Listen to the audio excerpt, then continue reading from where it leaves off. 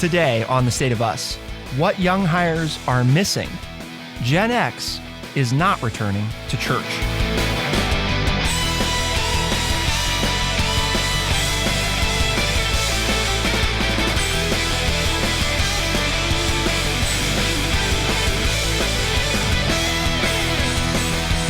Young hires of 2023 are ill-prepared, according to the Wall Street Journal. How do I do that? Remote learning skills left students short of basic skills. And why Gen Xers aren't going back to church. Many middle-aged Americans identify with a religion, but say they're too busy. Welcome to The State of Us. I'm your host, Justin T. Weller, joined today by the one and only, your friendly redneck liberal and the senior resident historian here at chruch, Mr. Lance Jackson. Interesting stuff today, so let's go ahead and get started. So we're going to start with the young hires being ill-prepared because this is, I think, kind of something that we've sort of talked about before or anecdotally talked about, labor shortage and issues there. But it's not just labor shortage, also what type of workers are you getting? So we've got sort of 5 things to look at here. And basically, what they're seeing is the knockoff effect of years of remote learning during the pandemic is gumming up workplaces around the country. It's one reason that professional service jobs are going unfilled and goods aren't making it to the market. It also helps explain why national productivity has fallen for the past 5 quarters. That's the longest contraction in productivity since at least 1948. According to the Labor Department. That one I think is huge because one of the things that we talked about pre-pandemic was how workers are actually, more productive than they've ever been. So more productive and making less on average, per hour.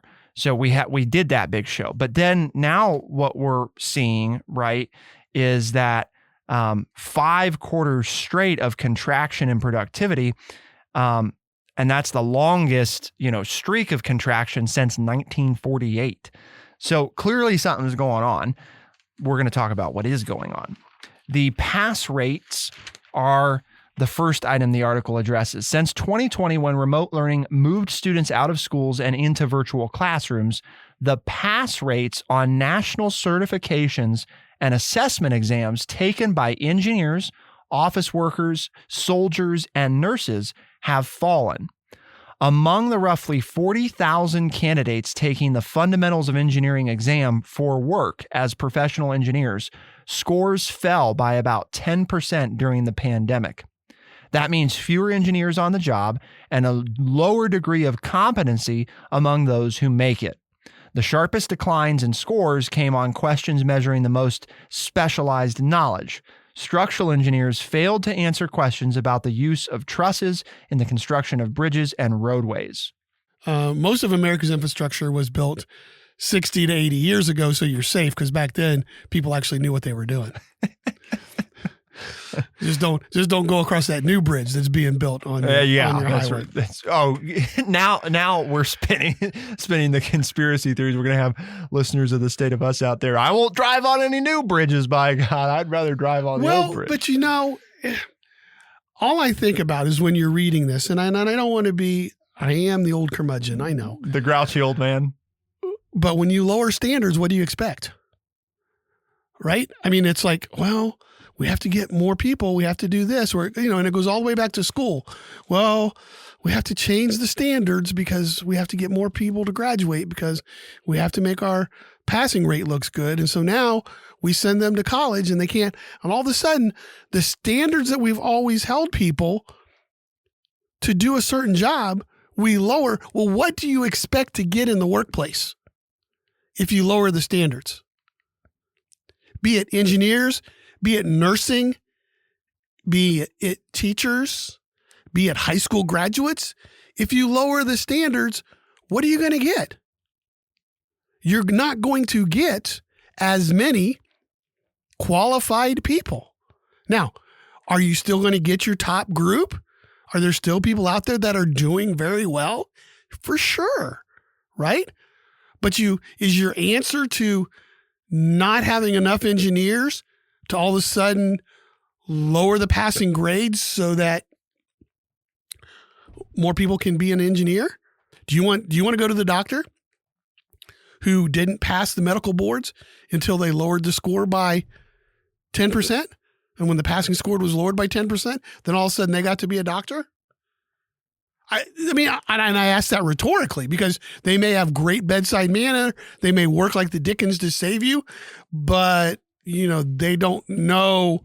You still have to have the ability. There are certain the knowledge things to they save don't you. know Yeah. that previous people who had to take the test know. And I'm not disparaging doctors. I'm just picking on them picking them out as an option here. Well, the next item in the article is public safety. Right. I mean, but what do you expect? Because that's what we're talking about. Right. In a lot what of cases. bridge are you going over? Students in elementary and middle schools across the nation fell behind by an average of about 4 months during the pandemic after classes switched to remote learning in 2020 and stayed that way in some cases through 2021.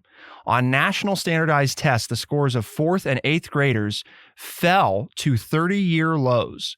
Students who were in high school and college when COVID-19 hit and are now entering the workforce didn't fare much better. Despite lowered standards at many schools during the pandemic, high school graduation rates actually fell. Scores for college admission exams dropped to the lowest level in 3 decades. Janet Goodwin, chief executive of ACT, the nonprofit organization which administers the college admission test of the same name, said more high school graduates today lack the fundamental academic skills needed for college and the workplace, with low-performing students facing the steepest declines.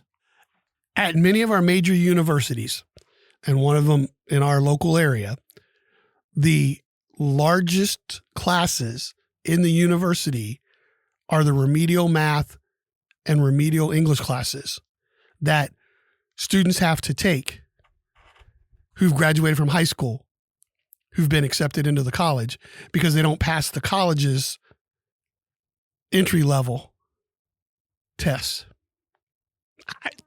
What more do you want to know? Right? I mean, and again, my point is, what favor are we doing people if we lower the standards and then they hit a roadblock somewhere down the road? Well, we touched on engineers, but healthcare, which Lance already kind of brought up, was also hit pretty hard. During the pandemic, more than 100,000 nurses left the field. That's the largest decline in 4 decades of available data, a study in the Journal of Health Affairs showed. That has placed tremendous strain on hospitals and increased demands on programs to graduate more nurses. But students taking entrance exams to study nursing are scoring an average of about 5 percentage points lower than before the pandemic, limiting the number of students eligible to enroll in nursing programs.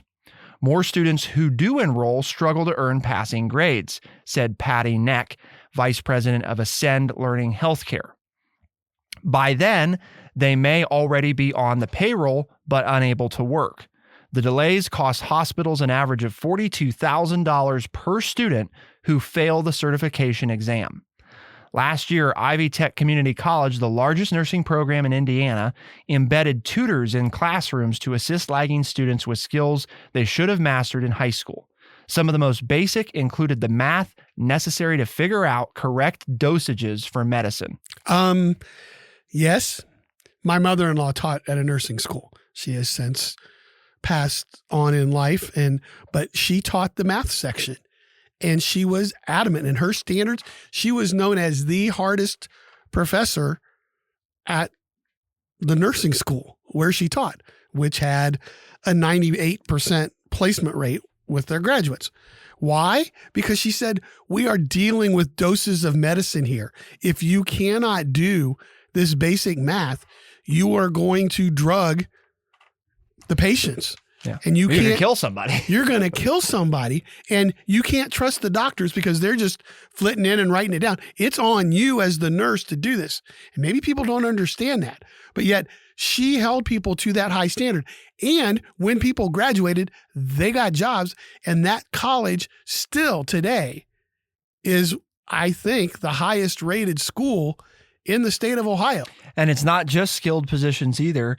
The article goes on to explain that Jerica Moses, who's a national recruitment manager for Censure, which is a London, Kentucky-based call center company, says that new workers have problems with soft skills, such as an inability to deal with frustration. Censure, which employs about 4,200 customer service representatives, has adopted a new set of tests to determine which prospective employees will be able to keep their cool under stress from angry or rude callers. Quote, candidates who wash out respond by explaining how aggravated they get with the callers and then focus on the stress, said the manager. Most of the people who struggle are under 25 years old, she added. In Grand Rapids, managers at the John Ball Zoo are coaching seasonal workers in their teens and early 20s on basics such as why it's important to look visitors in the eye and how to make change at a cash register. They're also trying to instill a work ethic in their employees that includes taking some initiative, getting off their phones, and engaging with visitors, said the Director of Strategy and Organizational Development at the zoo. Her young employees haven't been held accountable for things like finishing homework assignments, and Davis believes that has led to a decline in motivation. Keep it here on The State of Us, and we'll be right back.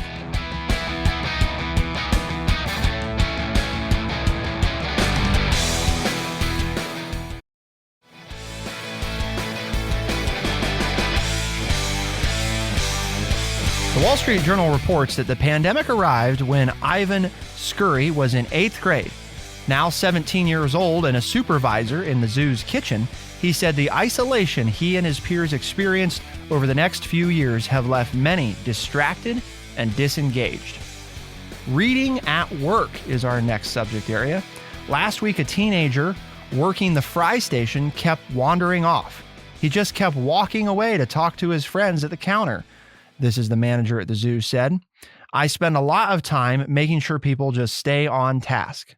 Charity Fields, 19 years old, works in the gift shop and says she is frequently surprised by the lack of motivation of her younger coworkers. A few days ago, a 16-year-old fellow sales associate sat in a chair reading a book while customers were in the store shopping. I told her that we weren't really supposed to do that, Fields said. The girl got up, stood near the cash register, leaned on the counter, and continued to read. The problem extends to the U.S. military, exacerbating pressures the service face from poor recruiting. Army recruits aren't communicating within their squads as well as they did before the pandemic, instructors are saying. Scores on recruiting exams fell 9% since the pandemic and prompted the Army to create a new testing boot camp to help recruit pass a requirement for gaining admission to the military. Army Secretary Christine Wormuth believes that a lot of the struggles are tied to the isolation that took root when students learned remotely during the pandemic.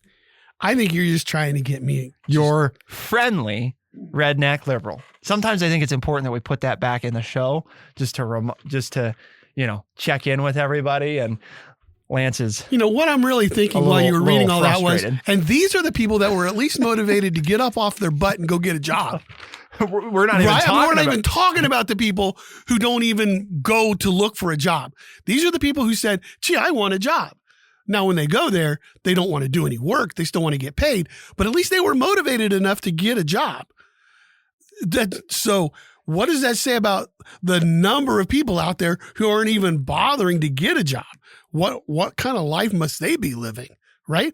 But where have we gone wrong? And I don't know. To me, the pandemic's too easy of an answer. Where have we gone wrong to say to somebody, we hired you and we expect you to work. And if you don't, we get rid of you.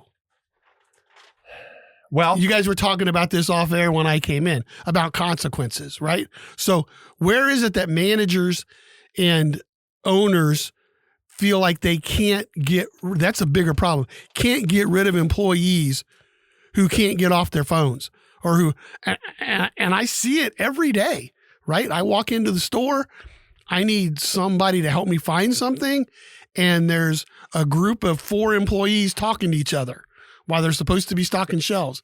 And I walk towards them and they all disappear because they don't want to help me. That's why they have a job, right? Or you go into You go into a restaurant and you can't get a waiter or a waitress to help you, or the store clerk to check you out because they're too busy talking to people on their phone. They got their thumbs moving and they're talking to people on their phone while they're standing there to check you out. They have to take their phone and put it away till they can start doing their job again. Why aren't those people being fired? Oh, because there's people lazier than them who won't even apply for the job. And so owners and managers have to keep these kind of people on the payroll who they're lucky to get 30 minutes of work out of per hour. And then they demand higher wages. I called it grouchy old man in the first segment, and Lance called it old curmudgeon. So Levi is but wait a minute, this was in the article, right? Well, I don't know. I didn't say I don't know it. if the curmudgeon part. I was in didn't there. say it, but that's what they're saying. That's what the comments are. You have a checkout person who's sitting in a corner reading a book when they're supposed to be running a cash register. And so then what do? They move to the cash register and continue to read the book. I don't think they're helping any of the customers get out of line. I was really just impressed they were reading a book.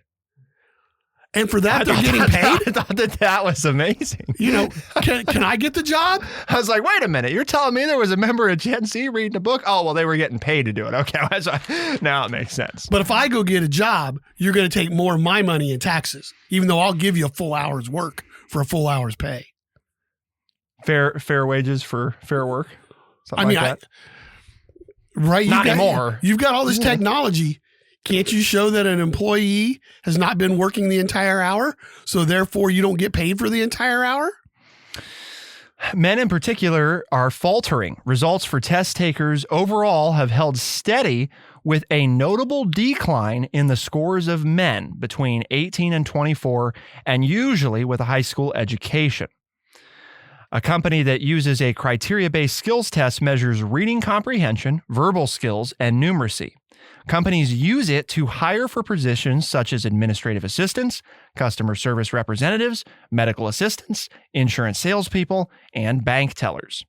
Verbal scores for men under 25 declined by 11 percentage points over the 3 years of the pandemic. Scores for women were less dramatically affected. The biggest dips among men were registered in communication skills, reading comprehension, grammar, spelling, and attention to detail. Now, Levi is basically one of these, Lance and I don't fit this demo here, but Levi sort of almost kind of fits this demo. He's one of these disenfranchised, unsocialized, worthless males between 18 and 25 years old, basically. And now he's being very facetious. Well, we're going to see here. No, he's actually here and he's doing a job and not on his phone while he's doing his job. So that automatically puts him in the top 10% of this age group.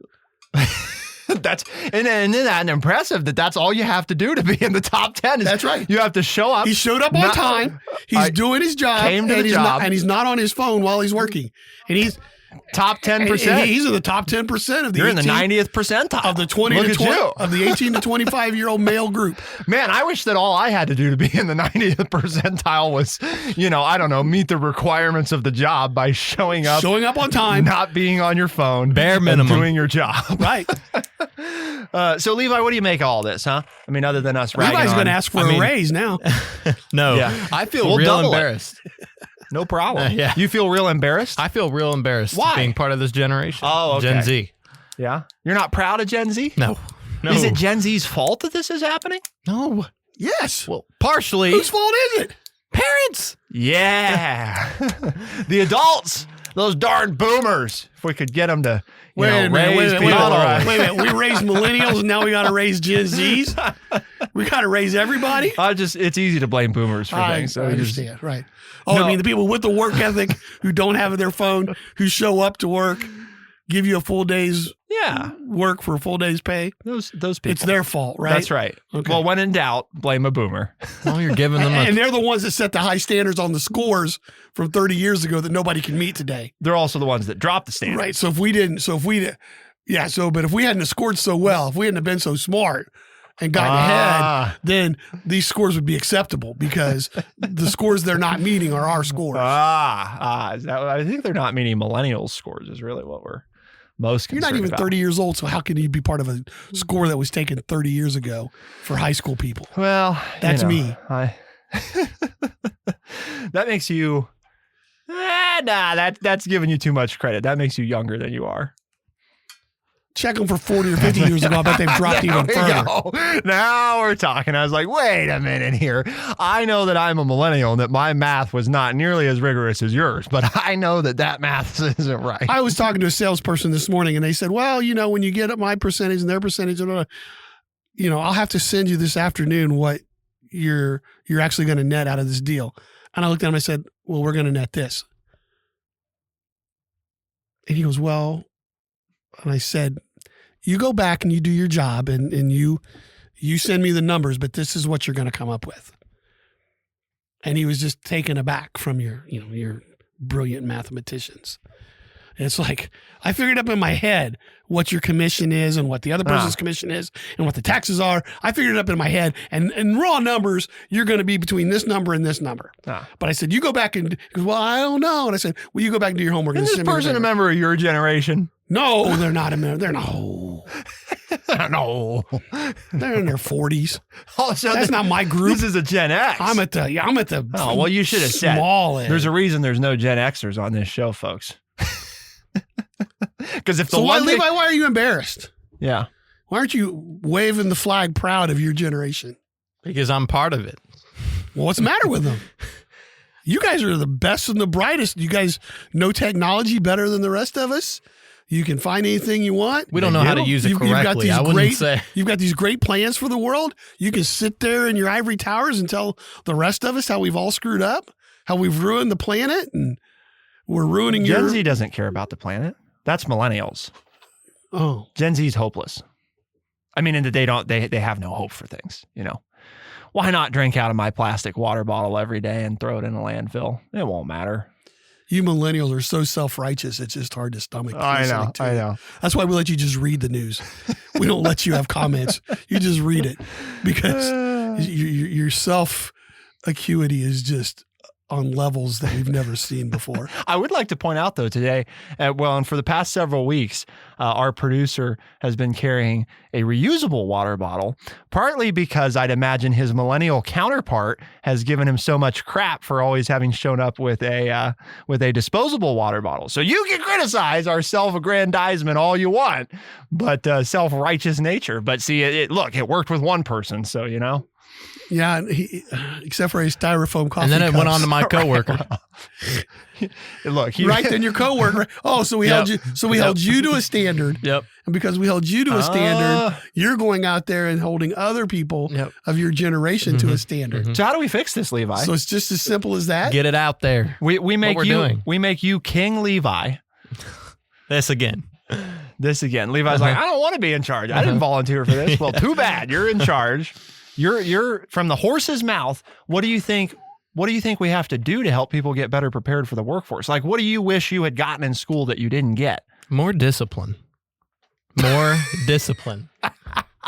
Folks, I should have my camera ready. As much you just as made much Lance's as day. You make fun of the boomer. What does the boomer say every day? Oh, he loves it. Well, as much as I hated it then, I'm enjoying it now. You're enjoying the discipline. I'm now. enjoying the more. Yep. Okay. Yep. Why are you enjoying the discipline? What's happened in your life that makes you enjoy the discipline? Because I realized what's came out of it. You a lot of good has you've came reaped out what of you it. sowed. Okay. Yep. Mm-hmm. I got nothing. I got nothing. Mic drop. Again. I've broken like 4 mics this Hear week. it from a Gen Zer, Mr. Jackson. That's right. Oh, man. See? Okay. They want us to hold them accountable. Well, let's find somebody else, some other generation that's not represented to talk about. Why are Gen Xers not going to church anymore? They used to go. Now they're like, nah. We're too busy. Too busy. Keep it here on The State of Us. We'll be right back.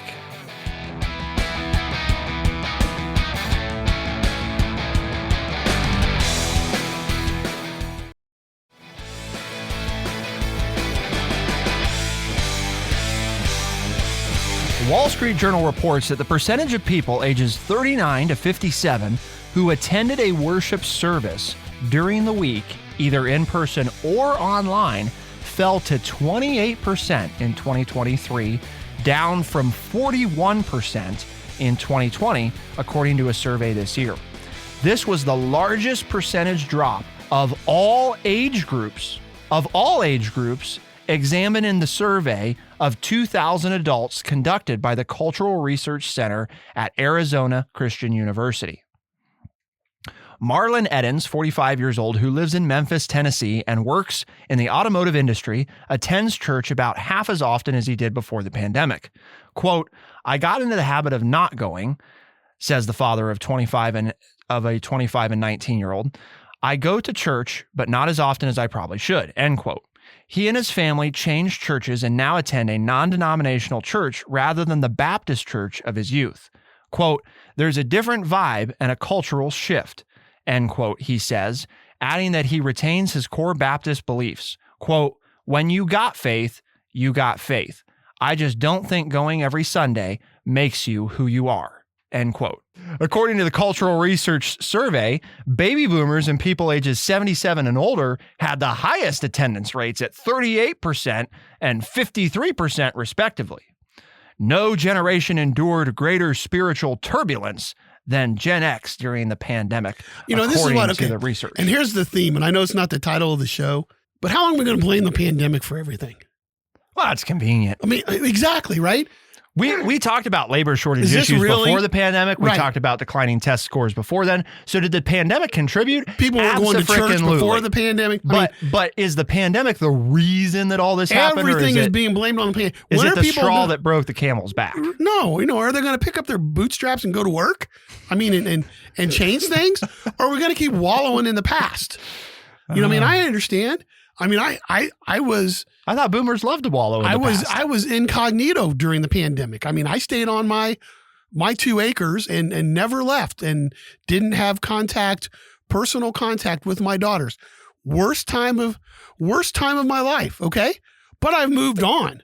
Now I'm out and about and I go places and I do things. And I'm not saying I'm a social butterfly now. My gosh, because of the pandemic, I can no longer do this and I can't accomplish this and I'm dumber than I've ever been and I'm lazier than I've ever been. And it's all due to the pandemic. No, I picked up life and I started going again. We can't do that. Why does everything, that's where my take is. Why does everything have to be blamed on the pandemic? Are people not going to church? Right. How can church, just like school, how can church and school compete with TikTok, right? I mean, put church on TikTok, more people will go to church. And people have done that. And when you go to church now, and you reference me being an old Baptist, I miss the routine of church. Because now church is not a routine. The churches that I've gone to since the reopening of the pandemic, since that seems to be the theme of the show, is they're so interested in entertaining me. There's no structure. We're singing songs that I don't know. We're doing skits and we're doing this and we're doing that. And it's like, and then we get a 5-minute sermonette and then we walk out and it's like, that was useless. I got no fulfillment out of that other than I'm with a group of people that decided they wanted to be there too, right? I'm not getting what I grew up getting, okay? Or you have local churches in our town who really upset me. One of them that I used to attend who had a political statement on their board. God wants you to vote this way. And I'm like, are you kidding me? I'll never step back into that church again. All right. Because, hey, you want separation of church and state, but then you want to get out there and publicize how people should vote in a governmental election. There's some things that this old redneck liberal just cannot. I can't put up with that stuff. I can't darn But I don't think the problem is the pandemic. The churches had problems before the pandemic, and I don't think they've really figured out the answers. What the pandemic did, I think, in all these cases, because this really wasn't supposed to be a post-pandemic show. I honestly wasn't planned that way, but so much of what we're seeing is the pandemic. What the pandemic did, anytime that you put stress on something, right, you're going to reveal weak spots. It revealed and highlighted many existing problems, and it exacerbated them. It made them worse, right? You put something under stress and you sustain that stress for an amount of time, there's a chance that where it's weak, it will break, it will give way. So I think what it did is expose things that we were struggling with and brought them into the light in a way that accelerated what probably would have happened anyway over the course of 5 or 10 years. Instead, it happened over the course of 2 or 3 years because you stressed these things, these institutions, and then you find, here's the result. So whether it's learning and skills going into the workforce or whether it's church, part of what I wrote down when you were speaking about church in particular, because the article mentions this, is that it's one of the people who quit showing up said, it's not like we're walking away saying, I'm now an atheist and don't believe. We still believe in God and live life with purpose, but we're done with the institutional church. And what I wrote down as you were talking was, what I think has happened in a lot of cases, and this was happening before the pandemic, is churches were struggling with declining attendance. And what they did, what many of them did, because this is one of those, you want to be careful about blanket statements. There are some churches out there, folks, that have seen soaring attendance, right? So it's not all of them, but on the whole, what many did is they repackaged the same goods in an institutionalized format. They repackaged the same product and thought that would fix it. In other words, if we restructure this stuff and we make it more fun and we make sermons shorter, but basically what we believe is still the same thing, or the philosophy and morals that we're going to push are still the same. And that goes back to, why did it happen with Gen Xers? Look at the age they're at. Classic midlife crisis time, right? Where would we see people turn during those times to think about, am I doing something valuable? Is my life worth it? Am I happy with where I'm at? Well, traditionally, a lot of people would turn to examine their faith and figure out, am I doing something that's in line with what I feel like I'm supposed to be doing? Well, Gen Xers are turning there and not getting the support or answers I think they feel like they're after. So what happens? Then you quit going to a place that doesn't provide that. What they believe I'm not comfortable with, I are not in line with what I'm doing. So to your point, you may need to re-examine the product more than just how the product is packaged.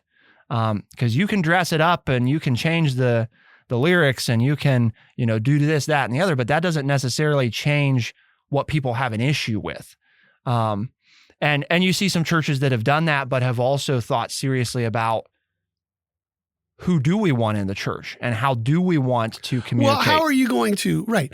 And how are you going to address abortion, gun control, LGBTQ within your church environment? Yep. If you're going to stand rock hard, then you're taking out the majority of people in the United States, because how many people are either they themselves or have family members who have had a divorce, who have, an abortion, who are members of the LGBTQ community. And all of a sudden you at church are saying these people are all evil and they're condemned to go to, why would you go to say, this is where I'm going to go to find moral comfort? And you're taking out people that are important to me in my life, or taking me out. Right. Because I remember, I grew up deep Southern Baptist so many years ago. You couldn't go to heaven if you were divorced. Right. Well, we had to come off that because in the 70s, you had 50% of all married couples that were ending up in divorce. So church attendance was waning. So we had to all of a sudden okay that, right? To whether now you can even be a pastor and have been divorced and still be ordained in the Southern Baptist Church. Okay. But we still haven't come off the LGBTQ stuff. We still haven't come off the abortion stuff. And so then how can you expect that the moral fiber of what the country stands for is different than what you're selling? How can you depend or think that you're going to get rising attendance off of those very facts? You're out of step. Many organized religions, institutionalized, as the article talks about, are out of step with the moral fiber of the country. Now, if you're one of those arch conservatives, which I have people like that in my family, you're saying we're holding steady because this is the way God wants us to do it.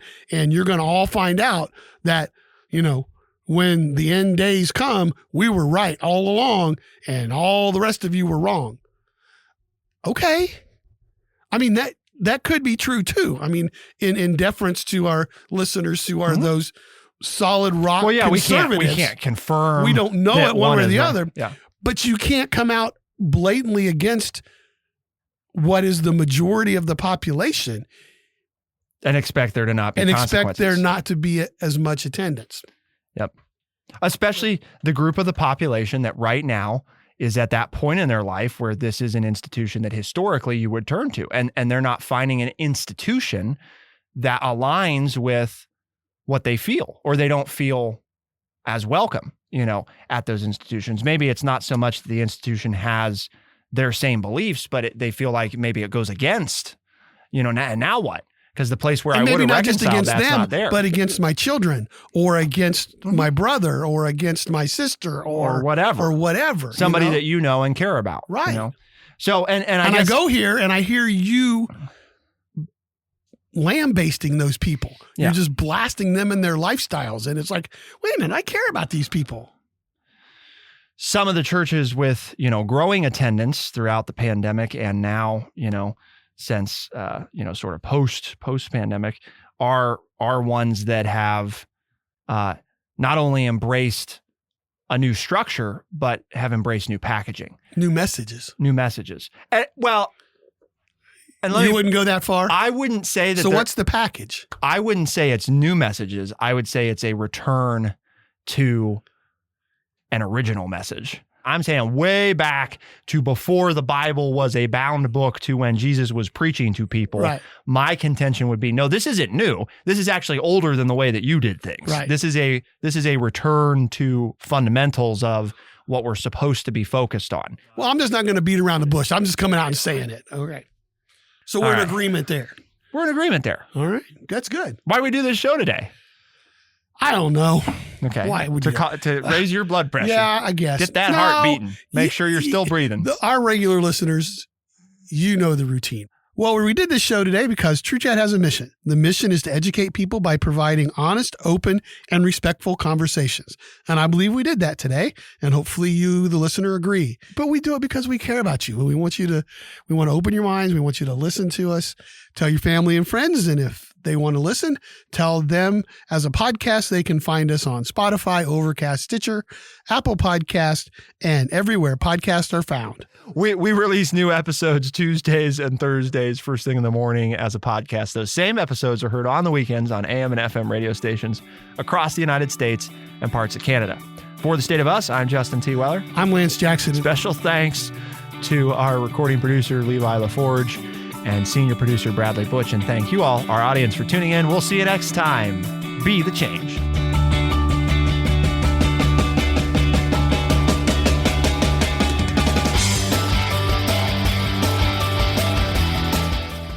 Be sure to check out our website, thestateofus.org, for books, articles, and all the ways to tune in.